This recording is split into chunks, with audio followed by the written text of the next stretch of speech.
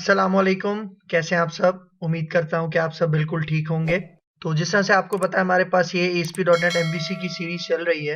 तो आज इस लेक्चर के अंदर हम देखेंगे binding drop down list with database in ASP.NET MVC। आपको याद होगा पिछले लेक्चर्स के अंदर जब हमने ड्रॉप डाउन लिस्ट क्रिएट की थी तो उसके अंदर जितने भी लिस्ट आइटम्स वगैरह होते थे, ऑप्शंस होते थे, वो हम खुद से मैनुअली एंटर करते थे। लेकिन इस लेक्चर के अंदर मैं आपको बताऊंगा कि आप अपने ड्रॉप डाउन लिस्ट के अंदर का डेटा डेटाबेस से कैसे फेच कर सकते हैं। ठीक है, मतलब अपने ड्रॉप डाउन लिस्ट को मैं डेटाबेस के किसी टेबल के साथ बाइंड करवाऊंगा। मतलब ड्रॉप डाउन लिस्ट के अंदर जो डेटा आएगा वो हम मैनुअली नहीं लेंगे बल्कि वो हमारा डेटाबेस से फेच होगा। ठीक है, तो ये काम हम कैसे करेंगे, इसके लिए कुछ हमारे पास पॉइंट्स हैं, इसको डिस्कस करते हैं। ठीक है, यहाँ पे देखो सबसे पहला point, for drop down list we use select option tags in HTML। ठीक है भाई, देखो आपको पता होगा कि HTML के अंदर अगर हम ड्रॉप डाउन लिस्ट क्रिएट करते थे तो वहां पे हम सेलेक्ट और ऑप्शंस के टैग का यूज करते थे। ठीक है, लेकिन अगर मैं बात करूं यहाँ पे ASP.NET MVC की, तो यहाँ पे देखो in ASP.NET MVC we can use drop down list HTML helper for generating drop down list. लेकिन यहाँ पे देखो हम ASP.NET MVC के अंदर क्या करेंगे, हम वो सेलेक्ट और ऑप्शंस के टैग्स यूज नहीं करेंगे क्योंकि MVC के अंदर हमारे पास बहुत सारे HTML से रिलेटेड हेल्पर्स मौजूद हैं और उसी से रिलेटेड एक हेल्पर है जो हमने अपने प्रीवियस लेक्चर्स के अंदर डिस्कस किया था। जब हमने HTML हेल्पर्स की बात की थी तो उसमें हमने एक हेल्पर डिस्कस किया था, उसका नाम था ड्रॉप डाउन लिस्ट। मतलब ये क्या है, एक हेल्पर मेथड है जो कि हमें HTML जनरेट करके देता है। ठीक है, इसी का हम यूज करने वाले हैं आज के इस लेक्चर में और इसी को हम बाइंड करवाएंगे, कनेक्ट करवाएंगे अपने डेटाबेस के किसी टेबल के साथ। लेकिन एक बात आपको याद रहे, मैंने आपको क्या बताया था, ये जितने भी HTML के हेल्पर मेथड्स हैं MVC के अंदर, ये सारे HTML के अंदर ही रेंडर होते हैं, कन्वर्ट होते हैं। मतलब जब मैं ये drop down list helper method use करूंगा और जब हम इसको ब्राउजर पे इसका रिजल्ट देखेंगे तो ब्राउजर पे हमें ये सेलेक्ट और ऑप्शन के टैग्स ही नजर आएंगे। मतलब ड्रॉप डाउन लिस्ट हमें बिहाइंड द सीन्स सेलेक्ट और ऑप्शन के टैग्स ही जनरेट करके देता है। और फिर देखो यहाँ पे third point, in this lecture we use database first approach for database access. ठीक है, इसका मतलब आपको याद होगा हमने अप्रोचेस पढ़ी थी। ठीक है, हमने कोड फर्स्ट अप्रोच पढ़ी थी, database first approach, model first approach हमने ये देखी थी। तो इस लेक्चर के अंदर हम यूज करेंगे डेटाबेस फर्स्ट अप्रोच। और अगर किसी को डेटाबेस फर्स्ट अप्रोच के बारे में नहीं पता तो आप इसी प्लेलिस्ट से हमारी ये वाली वीडियो देख सकते हो डेटाबेस फर्स्ट अप्रोच की, जो कि एंटिटी फ्रेमवर्क के अंदर आता है। और इस वीडियो का लिंक भी मैं आपको डिस्क्रिप्शन के अंदर दे दूंगा। और अगर किसी को HTML हेल्पर मेथड्स के बारे में नहीं पता तो उस वीडियो का लिंक भी मैं डिस्क्रिप्शन में दे दूंगा, आप वहां से जाके देख सकते हो। क्योंकि इस लेक्चर में हमने क्या करना है, अपने ड्रॉप डाउन लिस्ट को बाइंड करवाना है डेटाबेस के साथ by using database first approach. ठीक है, तो अब मैं आ जाता हूँ यहाँ पे अपने विजुअल स्टूडियो में। ठीक है, तो यहाँ पे आते हैं, एक न्यू प्रोजेक्ट क्रिएट करते हैं। ठीक है, देखो यहाँ से आपने विजुअल C# सेलेक्ट करना है, वेब सेलेक्ट करना है और यहाँ पे मैं इस एप्लीकेशन का नाम रख देता हूँ बाइंडिंग DDL, मतलब ड्रॉप डाउन लिस्ट। ठीक है, और यहाँ पे आके ओके करते हैं। ठीक है, अब यहाँ देखो यहाँ पे आपने एम्प्टी टेम्पलेट सेलेक्ट करना है और नीचे आके MVC के ऊपर चेक लगाना है ताकि मॉडल व्यू और कंट्रोलर्स के फोल्डर हमारे पास ऑटोमेटिकली जनरेट हो जाए। तो यहाँ पे आते हैं, ओके पे क्लिक करते हैं। ठीक है, तो यहाँ पे देखिए ये हमारा प्रोजेक्ट क्रिएट हो चुका है। अब सबसे पहले मैं आपको अपना डेटाबेस दिखा देता हूँ जो कि मैं इस एप्लीकेशन के अंदर यूज करने वाला हूँ। ठीक है, तो यहाँ पे आता हूँ, देखो SQL सर्वर मैनेजमेंट स्टूडियो मैंने यहाँ पे ओपन किया हुआ है और देखो लेफ्ट साइड से यहाँ से मैं अपना डेटाबेसेस का ये फोल्डर एक्सपेंड करता हूँ। इसके अंदर बहुत सारे डेटाबेसेस हैं। देखो यहाँ पे मेरे पास एक डेटाबेस है जिसका नाम है प्रैक्टिस। प्रैक्टिस के अंदर मेरे पास एक टेबल है। ठीक है, इसके अंदर बहुत सारे टेबल्स हैं लेकिन मैं कौन सा टेबल यूज करूंगा, ये एम्प्लॉय वाला। ठीक है, अगर मैं एम्प्लॉय वाला टेबल इसका रिजल्ट आपको दिखाऊं, इसके अंदर पहले से कुछ डेटा मौजूद है। राइट क्लिक करते हैं, सिलेक्ट पे जाते हैं, सिलेक्ट टॉप 1000 रोज।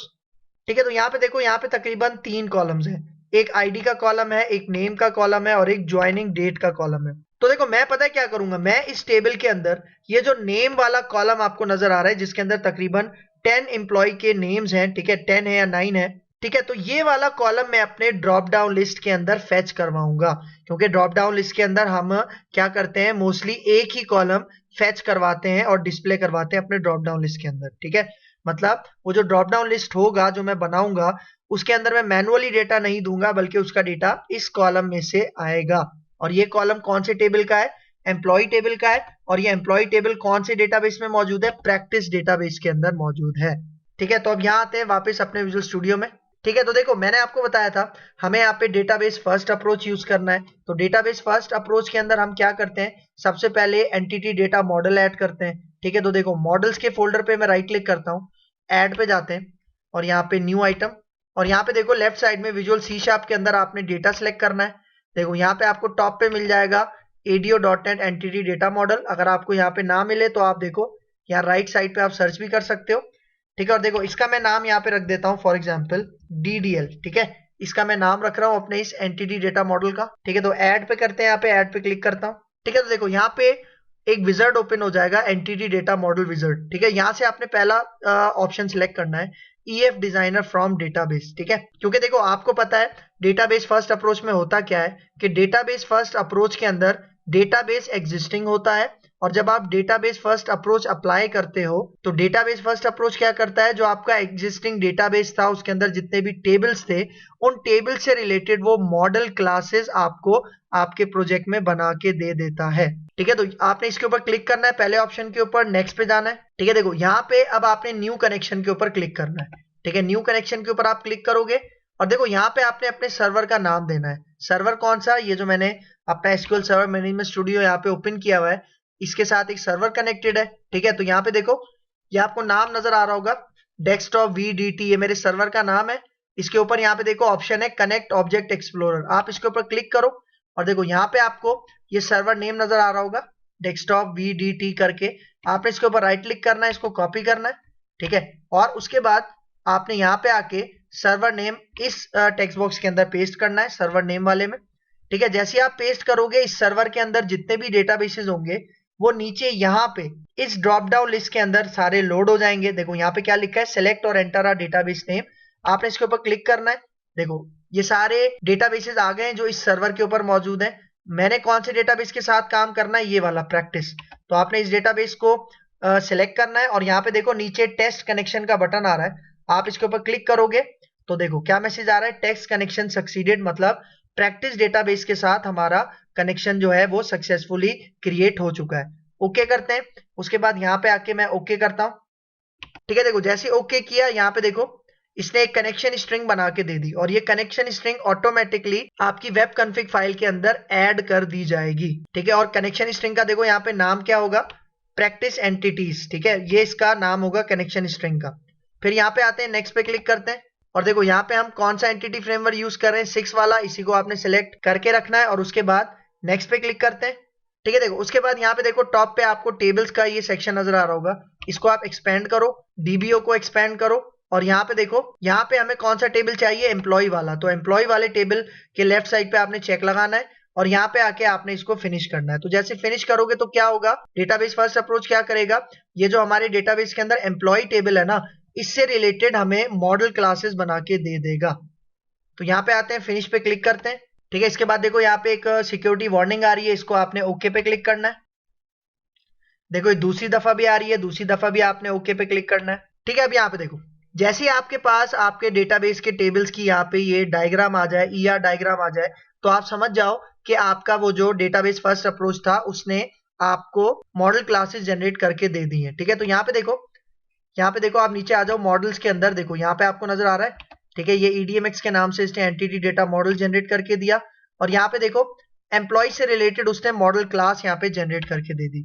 और यहाँ पे देखो मेरे पास एम्प्लॉय के टेबल के अंदर कितने कॉलम्स थे, 3 कॉलम्स, ID, नेम और ये ज्वाइनिंग डेट वाला। ठीक है, तो देखो इसने मुझे 3 प्रॉपर्टीज, ऑटो इंप्लीमेंटेड प्रॉपर्टीज भी उसने मुझे खुद से बना के यहाँ पे दे दी हैं। और इसके साथ आप यहाँ पे चले जाओ, ये देखो बाइंडिंग DDL कंटेक्स्ट क्लास, ये कंटेक्स्ट क्लास है। ठीक है, आप इसको ओपन करो और इसके अंदर देखो यही कंटेक्स्ट क्लास है जिसके अंदर हमारा वो जो टेबल है वो इस फॉर्म के अंदर स्टोर हुआ है। और ये कौन सी फॉर्म कहलाती है, DB सेट कहलाती है। मतलब ये जो DB सेट है ना, एम्प्लॉयज, यही हमारे डेटाबेस के अंदर वो जो एम्प्लॉय वाला टेबल है उसको रिप्रेजेंट करती है, उसके साथ कनेक्टेड है।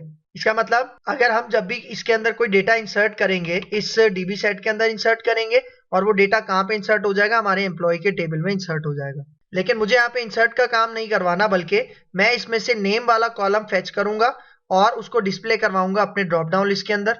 ठीक है, तो अब मुझे यहाँ पे क्या करना है, एक कंट्रोलर ऐड करना है। ठीक है, तो राइट क्लिक करो, कंट्रोलर्स के फोल्डर में ऐड पे जाओ और यहाँ पे कंट्रोलर पे क्लिक करते हैं।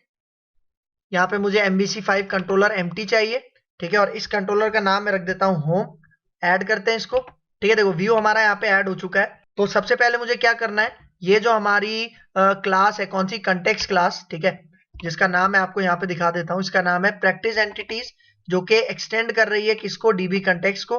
तो इसको कॉपी करना है और इसका ऑब्जेक्ट हमने बनाना है अपने होम कंट्रोलर क्लास के अंदर। ठीक है, इसका ऑब्जेक्ट बनाते हैं, इसका नाम हम रखते हैं डीबी। ठीक है, तो ये इसका ऑब्जेक्ट आ गया। और देखो ये मॉडल क्लास कहाँ पे मौजूद है, मॉडल्स के फोल्डर में। तो इसके लिए मुझे इसका नेम स्पेस ऐड करना पड़ेगा यहाँ टॉप पे इस फाइल में। ठीक है, नीचे जाओ, बल्ब का आइकन नजर आ रहा होगा, इसके ऊपर क्लिक करो और ये पहला वाला नेम स्पेस आप यहाँ पे इसको यूज करवा लो। देखो ये ऐड हो गया। और जैसे इसको ऐड किया, देखो इसके अंदर मॉडल्स के अंदर ये जो क्लास थी वो भी अब एक्सेस हो रही है। अच्छा, अब हमें क्या करना है, अब हमें यहाँ पे इंडेक्स का एक व्यू क्रिएट करना है। लेकिन व्यू क्रिएट करने से पहले, मतलब जब भी आप डेटाबेस फर्स्ट अप्रोच यूज करते हो, तो जब भी आप इसके अंदर सबसे पहला व्यू बनाओगे, तो व्यू बनाने से पहले आपको अपने इस प्रोजेक्ट को रीबिल्ड करना है। ठीक है, तो यहाँ पे देखो बिल्ड में जाओ, रीबिल्ड करो। ठीक है, क्योंकि अगर आप रीबिल्ड नहीं करोगे तो आपके पास एक एरर आता है कि भाई आप इसको रीबिल्ड कर लें। तो इसलिए मैं पहले से ही यहाँ पे क्या कर रहा हूँ, इसको रीबिल्ड कर रहा हूँ। तो यहाँ पे देखो ये मैसेज आ गया सबसे लास्ट में, रीबिल्ड ऑल सक्सीडेड। तो अब जाके मैं यहाँ पे अपना व्यू क्रिएट करता हूँ। ठीक है, अच्छा देखो ये जो व्यू मैं बनाऊंगा, इंडेक्स का व्यू बनाऊंगा, उसमें क्या होगा, उसमें एक इंसर्ट का फॉर्म हम क्रिएट करेंगे, जिसके अंदर एक ड्रॉप डाउन लिस्ट होगा। और उस ड्रॉप डाउन लिस्ट के अंदर डेटा पहले से कहां से फेच हो रहा होगा, हमारे डेटाबेस टेबल में से फेच हो रहा होगा। तो देखो राइट क्लिक करते हैं इंडेक्स के ऊपर और यहाँ पे ऐड व्यू के ऊपर जाते हैं। ठीक है, और देखो यहाँ से आपने सिलेक्ट करना है क्रिएट, क्योंकि मुझे इंसर्ट का फॉर्म चाहिए, इसलिए मैं क्रिएट टेम्पलेट यहाँ पे सिलेक्ट कर रहा हूँ। ठीक है, और मॉडल क्लास किसके साथ बाइंड करेंगे, एम्प्लॉय के साथ बाइंड करेंगे। और डेटा कंटेक्स्ट क्लास कौन सी है, ये देखो प्रैक्टिस एंटिटीज, इसी नाम से कनेक्शन स्ट्रिंग भी मौजूद है हमारे वेब कॉन्फ़िग फाइल में। तो आपने इसको सिलेक्ट करना है, ऐड पे क्लिक करना है। ठीक है, तो यहाँ पे देखो ये यहाँ पे आ चुका है। ठीक है, इसका व्यू बन चुका है। लेकिन अभी अगर मैं आपको दिखाऊं, ठीक है, यहाँ पे अगर मैं इसको रन करके दिखाऊं, तो आप पहले इसका रिजल्ट देखना। ठीक है, तो यहाँ पे देखो ये हमारे पास प्रोग्राम रन हो चुका है। और यहाँ पे देखो ये जो नेम है, ठीक है, इसके अंदर अभी टेक्स्ट बॉक्स आ रहा है। ठीक है, और ज्वाइनिंग डेट में भी टेक्स्ट बॉक्स आ रहा है। यहाँ पे जो ये नेम है ना, मैं चाह रहा हूँ इसके अंदर एक ड्रॉप डाउन लिस्ट आएगा और उस ड्रॉप डाउन लिस्ट के अंदर सारे एम्प्लॉय के नेम्स हमारे डेटाबेस के टेबल से फेच हो जाएंगे और यहाँ डिस्प्ले होंगे। ठीक है, तो मतलब मुझे यहाँ पे टेक्स्ट बॉक्स नहीं चाहिए, बल्कि एक ड्रॉप डाउन लिस्ट चाहिए। ठीक है, तो देखो यहाँ पे आते हैं, इसको हम स्टॉप करते हैं। ठीक है, तो ये देखो ये आपको लेबल नजर आ रहा है नेम वाला। और यहाँ पे देखो एडिटर फॉर मतलब ये एक टेक्स्ट बॉक्स शो करवा रहा है, किसके लिए, मॉडल डॉट नेम, मतलब नेम वाले टेक्स्ट बॉक्स के लिए। तो मैं यहाँ पे देखो एडिटर फॉर यूज नहीं करूंगा, मैं यहाँ पे देखो HTML का एक हेल्पर यूज करूंगा जिसका नाम है ड्रॉप डाउन लिस्ट फॉर। ठीक है, और ये ड्रॉप डाउन लिस्ट फॉर किसके लिए काम करेगा, एम्प्लॉय नेम के लिए, उसकी प्रॉपर्टी के लिए काम करेगा। लेकिन देखो इसके अंदर डेटा कहां से आएगा, इसके अंदर डेटा आएगा हमारे डेटाबेस से। तो डेटाबेस का डेटा एक्सेस करने के लिए देखो मैं यहाँ आता हूँ अपने होम कंट्रोलर में, और यहाँ पे देखो ये जो मैंने एक क्लास बनाई हुई है कंटेक्स्ट क्लास, जिसका मैंने ऑब्जेक्ट बनाया है। तो इस क्लास के अंदर अगर आप देखो, मैं यहाँ पे जाता हूँ, इस क्लास के अंदर एक डीबी सेट मौजूद है और उस डीबी सेट का नाम क्या है, एम्प्लॉइज। मैंने आपको क्या बताया कि यही डीबी सेट हमारे डेटाबेस के अंदर जो टेबल है एम्प्लॉय, उसके साथ कनेक्टेड है। मतलब एम्प्लॉय टेबल का जितना भी डेटा है, वो जितने भी 9 to 10 एम्प्लॉइज थे, वो सारे इसके पास स्टोर्ड हैं। तो इसमें से डेटा मैं एक्सेस कैसे करूंगा, यहाँ पे देखो मैं यहाँ पे आता हूँ, मैं यहाँ पे एक लिस्ट बनाता हूँ, एक जेनरिक लिस्ट बनाता हूँ यहाँ पे। और जेनरिक लिस्ट बनाऊंगा किस टाइप की, ये जो एम्प्लॉय मॉडल क्लास है इस टाइप की। और इसका नाम मैं यहाँ पे रख देता हूँ for example EMP list, EMP list में इसका नाम रखता हूँ। और इसका डेटा कहाँ से आएगा, देखो ये जो DB है इसके अंदर एक डेटा सेट है जिसका क्या नाम है, एम्प्लॉइज। आपने उसको टू लिस्ट के अंदर कन्वर्ट करना है। ठीक है, टू लिस्ट के अंदर कन्वर्ट करने के बाद वो सारा डेटा आपने कहाँ पास कर देना है, EMP लिस्ट के इस लिस्ट ऑब्जेक्ट के अंदर पास करना है। अब देखो अब मैं क्या करता हूं, अब मैं ये डेटा, ठीक है, मतलब ये जो ऑब्जेक्ट है EMP लिस्ट, इसको मुझे अपने व्यू में पास करना है ना। तो उसके लिए मैं यहाँ पे यूज करता हूँ व्यू बैग। ठीक है, मैं यहाँ पे आता हूँ नेक्स्ट लाइन में, मैं यहाँ पे व्यू बैग यूज करता हूँ। और आपको पता है व्यू बैग हम क्यों यूज करते हैं, अगर हमें कंट्रोलर का डेटा व्यू में पास करना है तो हम व्यू बैग यूज करते हैं। वैसे व्यू डेटा भी यूज कर सकते हैं, टेम्प डेटा भी होता है, लेकिन मैं यहाँ पे व्यू बैग यूज कर रहा हूँ। और मैं इसका नाम फॉर एग्जांपल रखता हूं एम्प्लॉय टीबीएल। ठीक है, इस व्यू बैक की प्रॉपर्टी का नाम मैंने क्या रख दिया, एम्प्लॉय टीबीएल। और अब देखो, अब मैं यहाँ पे क्या कहता हूं, मैं यहाँ पे न्यू का कीवर्ड यूज करता हूं और यहाँ पे सेलेक्ट लिस्ट। ठीक है, देखो ये सेलेक्ट लिस्ट क्लास मैं यहाँ पे क्यों यूज कर रहा हूं, क्योंकि यही सेलेक्ट लिस्ट की क्लास हमें ड्रॉप डाउन लिस्ट के अंदर जो लिस्ट होती है ना, जितने भी ऑप्शंस होते हैं वो जनरेट करने का काम ये वाली क्लास हमें करके देगी। ठीक है, तो देखो इसके अंदर मैं क्या कहता हूं, इसके अंदर यहाँ पे मैं ये जो मैंने ऑब्जेक्ट बनाया है ईएमपी लिस्ट, इसको मैं यहाँ पे पास करता हूं और मैं कहता हूं कि भाई इसके अंदर जो पहला कॉलम है उसके अंदर मैं यहाँ पे पास करता हूं आईडी, और इसी टेबल के अंदर जो दूसरा कॉलम है उसका नाम क्या है, नेम, वो मैं यहाँ पे पास करता हूँ। ठीक है, ये कौन से कॉलम्स हैं मैं आपको डेटाबेस में दिखाता हूँ। ये देखो आईडी वाला कॉलम है और नेम वाला कॉलम है। ठीक है, तो देखो यहाँ पे आईडी मैंने पास की इसके सेकंड पैरामीटर में और नेम मैंने पास किया थर्ड पैरामीटर में। अब मैं क्या कह रहा हूं, मैं कह रहा हूं कि भाई ये जो एम्प्लॉय लिस्ट है, ठीक है, मतलब ये जो एम्प्लॉय लिस्ट है इसके अंदर आपने आईडी वाले कॉलम और नेम वाले कॉलम को यूज करके आपने सेलेक्ट लिस्ट बनानी है, मतलब ड्रॉप डाउन लिस्ट बनानी है। ठीक है, मतलब सेलेक्ट लिस्ट क्या करेगा, समझ लो हमारे ड्रॉप डाउन लिस्ट के अंदर जितने भी ऑप्शंस होंगे उसको जनरेट करने के लिए ये सेलेक्ट लिस्ट हमारी मदद करेगा। भाई देखो आपको पता है ना, मैं आपको एक चीज समझाता हूं। यहाँ पे मैंने आपको क्या बताया कि हमें हेल्पर यहाँ पे यूज करना है कौन सा, ड्रॉप डाउन लिस्ट फॉर। ठीक है, और ये ड्रॉप डाउन लिस्ट फॉर क्या करेगा, हमें ड्रॉप डाउन लिस्ट जनरेट करके देगा HTML के अंदर। और HTML के अंदर आपको पता है हम ड्रॉप डाउन लिस्ट कैसे जनरेट करते हैं, हम इस तरह से ड्रॉप डाउन लिस्ट जनरेट करते हैं। ठीक है, और इसके अंदर ऑप्शंस के टैग आते हैं। ठीक है, आपको पता होगा, सही है। और ऑप्शन के अंदर, ठीक है, ऑप्शन पेयर टैग में होता है, और ऑप्शन के अंदर आपको पता है हम ऑप्शन के टैग के बीच में कोई टेक्स्ट लिखते हैं। ठीक है, और उसके अंदर वैल्यू का एट्रीब्यूट भी होता है। ठीक है, मतलब जो भी मैं ऑप्शन सिलेक्ट करूंगा उसके जो भी वैल्यू एट्रीब्यूट के अंदर होगा वही चीज सबमिट होती है। तो देखो मैं यहाँ पे क्या करूंगा, मैं यहाँ पे कह रहा हूं कि जितने भी नेम्स हैं, फॉर एग्जाम्पल एक नेम है अली, वो यहाँ पे डिस्प्ले होगा और उसकी जो एम्प्लॉय आईडी है वो इस वैल्यू एट्रीब्यूट के अंदर शो होगी। तभी यहाँ पे देखो मैंने यहाँ पे क्या किया, सबसे पहले आईडी पास किया, कौन सा कॉलम पास किया, आईडी, और फिर नेम पास किया। ठीक है, क्योंकि मैं चाह रहा हूं ये आईडी कहाँ पे आनी चाहिए, वैल्यू एट्रीब्यूट में स्टोर होना चाहिए, और जो नेम है वो हमारे ऑप्शन के टैग में इस तरह से बीच में आना चाहिए। इसी तरह से सारे ऑप्शंस क्रिएट होंगे। ठीक है, तो मैं क्या कह रहा हूं, ये जो एम्प्लॉय लिस्ट है उसमें से आप आईडी और नेम कॉलम की सेलेक्ट लिस्ट बनाओ और इस व्यू बैक के अंदर पास कर दो। ठीक है, तो देखो अब इसी व्यू बैक को मैं यूज करूंगा, मैं यहां से इसी व्यू बैक को कॉपी करता हूं और अपने व्यू में चलते हैं। ठीक है, और यहाँ पे देखो ये जो ड्रॉप डाउन लिस्ट है, ठीक है, मॉडल डॉट नेम, और इसके बाद मैं यहाँ पे ये पास करता हूँ। ठीक है, व्यू बैक डॉट एम्प्लॉय टीबीएल, क्योंकि इसी के अंदर हमारी सेलेक्ट लिस्ट है, और मैं कह रहा हूं कि भाई इसको मुझे कन्वर्ट करना है, इसकी मुझे टाइप कास्टिंग करनी पड़ेगी एज सेलेक्ट लिस्ट, क्योंकि व्यू बैक के अंदर जो भी चीज होती है आपको बताना पड़ता है कि उसकी टाइप क्या है।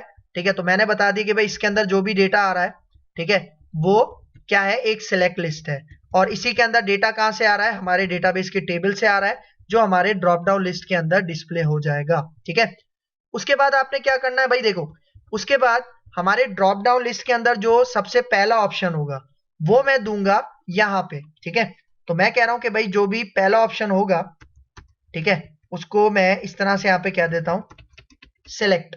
ठीक है, मतलब ड्रॉप डाउन लिस्ट के अंदर जितने भी ऑप्शंस हैं, जितने भी आइटम्स हैं वो तो आ जाएंगे डेटाबेस से।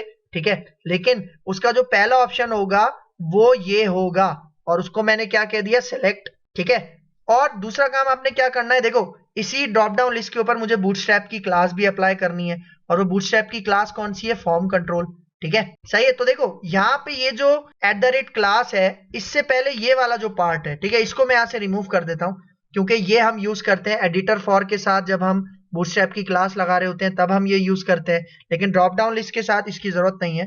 ठीक है, तो इसका देखो ओपन ब्रैकेट भी हटा दिया, और एंड में इसका क्लोजिंग ब्रैकेट होगा, इसको भी आपने यहां से रिमूव कर देना है, क्योंकि अगर आप ये काम नहीं करोगे, बूटस्ट्रैप की जो फॉर्म कंट्रोल की क्लास है ये हमारी ड्रॉप डाउन लिस्ट के ऊपर सही तरह इसका रिजल्ट शो नहीं होगा। ठीक है, तो देखो अब यहाँ पे आते हैं, इसको रन करते हैं और चेक करते हैं कि ये सही तरह से हमारी ड्रॉप डाउन लिस्ट हमारे डेटाबेस के साथ बाइंड हुई है या नहीं हुई। तो यहाँ पे आके रन करते हैं गूगल क्रोम पे।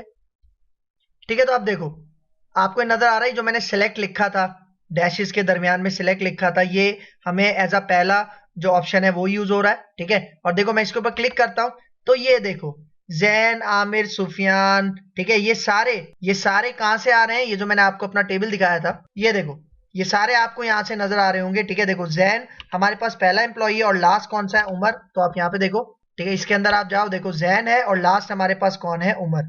तो ये सारे इस तरह से डेटाबेस से फैच होके आ रहे हैं। लेकिन अगर मैं यहाँ पे कोई भी नेम सेलेक्ट करता हूँ, ठीक है, जिस तरह जैन सेलेक्ट करूंगा और क्रिएट पे क्लिक करूंगा, तो जैन की आईडी सबमिट होगी, जैन का नाम नहीं। क्यों? क्योंकि देखो, मैं राइट क्लिक करता हूं इसी पेज के ऊपर और इसके व्यू पेज सोर्स पे चलते हैं और मैं इसकी ड्रॉप डाउन लिस्ट आपको यहाँ पे दिखाता हूं, ठीक है। ये देखो, ये ड्रॉप डाउन लिस्ट जनरेट हुई है हमारे डेटाबेस के साथ बाइंड होके। तो देखो जैन है, ठीक है, जैन ऑप्शन के टैग के बीच में आ रहा है और वैल्यू के अंदर देखो उसकी आईडी आ रही है, ठीक है। मैंने बताया था ऐसा क्यों हो रहा है, क्योंकि आप यहाँ पे देखो, ऐसा इसलिए हो रहा है कि ये होम कंट्रोलर के अंदर, अगर आप यहाँ आ जाओ नीचे, ठीक है, देखो मैंने सबसे पहले आईडी पास की थी, फिर मैंने नेम पास किया था, इसलिए आईडी वैल्यू के एट्रीब्यूट में जा रही है और नेम जो है एम्प्लॉय नेम वो ऑप्शन के टैग के बीच में जा रहा है, ठीक है। लेकिन अगर आप इसको स्विच करना चाह रहे हो तो आप इस तरह से भी कर सकते हो कि भाई आपको ऑप्शन के टैग के बीच में भी नेम चाहिए और आप चाह रहे हो कि आपको वैल्यू के अंदर भी नेम चाहिए, तो आप दोनों जगह पे नेम नेम पास कर दोगे, ठीक है। तो देखो मैं यहाँ पे आके इसको दोबारा रन करता हूँ तो आप इसका रिजल्ट देखना, ठीक है। तो देखो यहाँ पे मैं आता हूँ, इसके ऊपर क्लिक करता हूँ, देखो सारे ऑप्शंस आ रहे हैं और अगर मैं इसके ऊपर राइट क्लिक करूँ, इसके व्यू पेज सोर्स में जाऊं और यहाँ पे आपको दिखाता हूँ, ठीक है। तो अब आप देखो, अब वैल्यू के अंदर भी नाम ही जा रहा है, ठीक है, क्योंकि मैंने आईडी की जगह क्या कर दिया था? नेम सेट कर दिया था। लेकिन अगर आपको आईडी चाहिए तो आप आईडी भी पास कर सकते हो, ठीक है। मतलब ये दोनों तरीके हैं अगर आप यूज करना चाहो, ठीक है। देखो इस तरह से हमने क्या किया, हमने अपने डेटाबेस को बाइंड कर दिया अपनी ड्रॉप डाउन लिस्ट के साथ और इसका सारा डेटा डेटाबेस से फैच हो रहा है। अब आप कोई भी कॉलम, कोई भी डेटाबेस, कोई भी टेबल के थ्रू आप ये काम कर सकते हो, ठीक है। तो ये था आज का हमारा lecture, binding drop down list with database. उम्मीद है आपको समझ में आया होगा। अच्छा, अगर आपको इसका सोर्स कोड चाहिए, ठीक है, तो ये मैं अपने ब्लॉग के ऊपर अपलोड कर दूंगा, ठीक है, अपनी वेबसाइट के ऊपर, जो कि मेरी ऑफिशियल वेबसाइट है। अगर किसी को ऑफिशियल वेबसाइट के बारे में नहीं पता तो इसका वो जो लिंक है वो मैं डिस्क्रिप्शन में भी दे दूंगा और यहाँ पे देखो स्क्रीन में भी आपको यहाँ पे लिंक शो हो रहा है, ठीक है। और ये जो वेबसाइट है जिसका लिंक आपको शो हो रहा है, ये मैंने क्यों बनाई है, इसको बनाने की वजह यही है कि जितने भी मेरे चैनल पे लेक्चर्स हैं उनके नोट्स और उनका सोर्स कोड आपको इस वेबसाइट के ऊपर मिल जाएगा, ठीक है। तो इस लेक्चर का जो सोर्स कोड है वो भी मैं अपलोड कर दूंगा, आप वहां से जाके इसको ले सकते हो और उस वेबसाइट का लिंक और उस ब्लॉग का लिंक मैं नीचे डिस्क्रिप्शन में दे दूंगा, आप वहां से ये सारा सोर्स कोड ले सकते हो, ठीक है। तो मिलते हैं इंशाल्लाह नेक्स्ट लेक्चर के अंदर, मुझे दीजिए इजाजत, अल्लाह हाफिज।